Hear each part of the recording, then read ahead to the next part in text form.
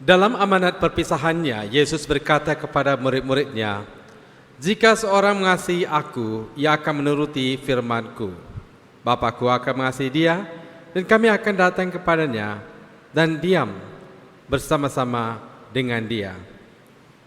Barang siapa tidak mengasihi aku, ia tidak menuruti firman-Ku. Dan firman yang kamu dengar itu bukanlah daripada aku, melainkan dari Bapa yang mengutus aku. Semuanya itu kukatakan kepadamu selagi aku berada bersama-sama dengan kamu. Tetapi penghibur, yaitu Roh Kudus, yang akan diutus oleh Bapa dalam namaku, dialah yang akan mengajarkan segala sesuatu kepadamu dan akan mengingatkan kamu akan semua yang telah kukatakan kepadamu.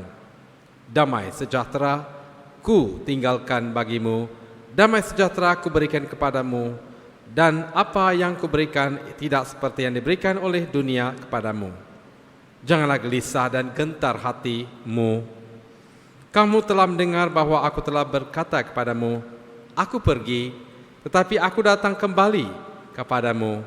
Sekiranya kamu mengasihi aku, kamu tentu akan bersukacita, karena aku pergi kepada Bapa-Ku, sebab Bapa lebih besar daripada aku.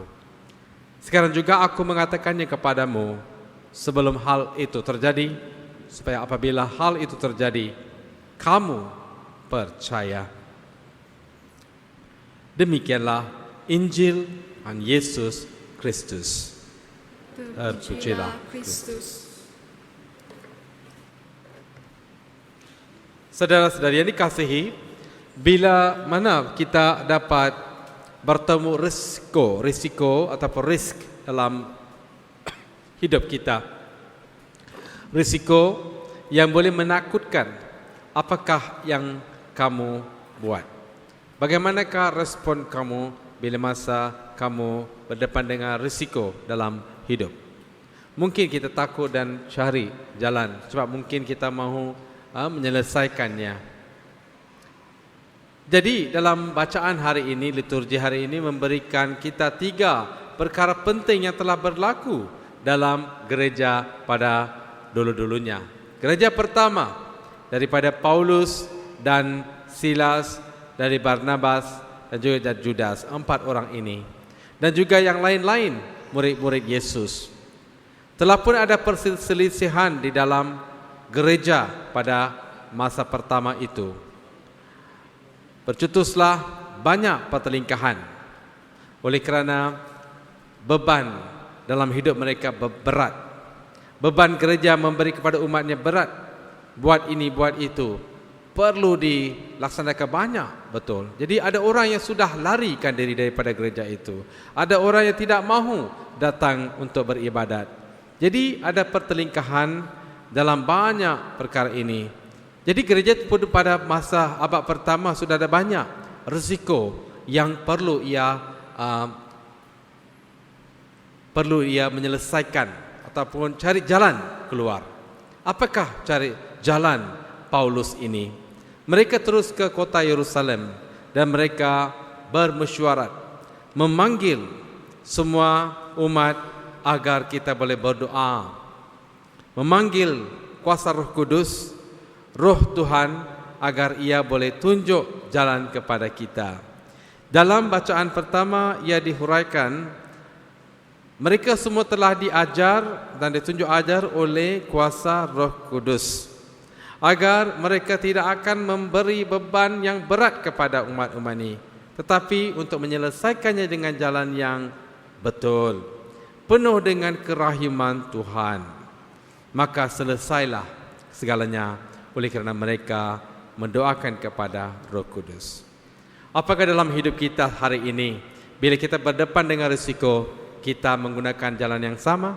Adakah kamu duduk berlutut dan memanggil Tuhan, Roh Kudus, untuk menunjuk jalan? Yang kedua adalah dari dalam bacaan kedua, di mana kita semua ditunjuk satu kota Yerusalem yang baru. Yang baru ini bukannya jatuh daripada langit, tetapi daripada satu suasana yang gelap gelita, yang ada gunung ganang dalam jalannya, perjalanannya memang tidak lurus. Kelahiran Yesus bukan daripada satu kelahiran yang lurus. Kalau kita tengok sejarah keluarga Yesus, ianya bergunung ganang. Sini ada kona, sana ada kona. Tidak lurus. Maka apa yang tidak lurus diluruskan oleh Tuhan melalui Yesus Kristus.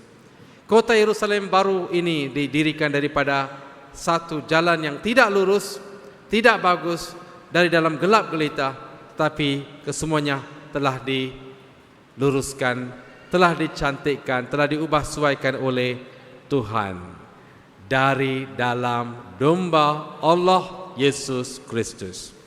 Jadi bila kita datang misa, kita diperbaharui oleh kerana kata-kata sucinya, kemudian di atas altar Ekaristi oleh domba suci Yesus Kristus. Hari ini kita ada devosi kepada Ibu Maria dalam Rosari, bermula pada hari ini bulan 5, hari 1 sampai ke hujung bulan 5, setiap orang mahu buat devosi Rosari.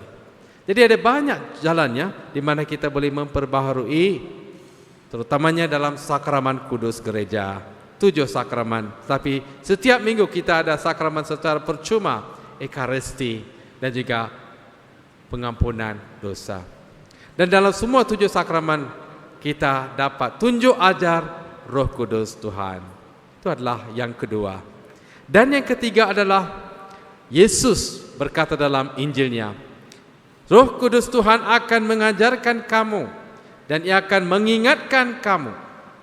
Maka perlulah kita tahu, setiap kali kita berlutut dalam misa, dalam perayaan, Father akan memanggil Roh Kudus agar turun ke atas altar dan mengubahkan persembahan ini, roti dan anggur, kepada tubuh dan darah Kristus Yesus.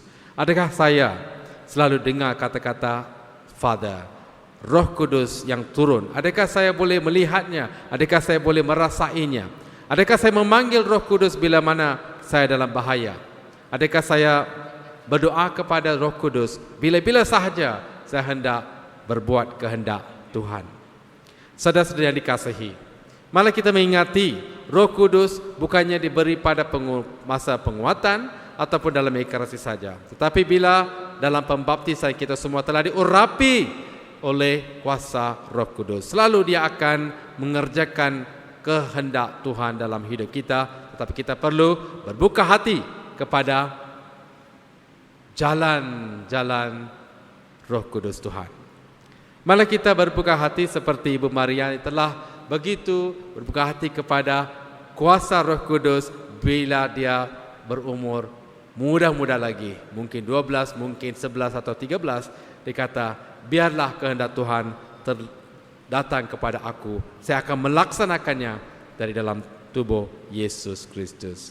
Inilah bait Allah yang telah membawakan kita semua penebusan, yaitu melalui Yesus Kristus. Bila kita mengingati ibu kita semua, kita sayangkan ibu dalam keluarga kita. Ada orang kata ibu dalam keluarga adalah pemberian Tuhan. Next week Mother's Day kan, hari ibu. Jadi ibu-ibu semua, di dalam hati ibu-ibu semua ada satu sekolah untuk mengajar anak-anaknya. Seorang ibu tahu apa yang baik, apa yang tidak baik untuk anak-anaknya. Bagaimana dengan ibu Yesus Kristus yang telah tahu, dia telah mengajarkan segalanya melalui Roh Kudus kepada Tuhan Yesus Kristus. Ia akan mengajarkan semua anak-anak berlutut kepadanya dalam Rosari dan minta dia menolong kita.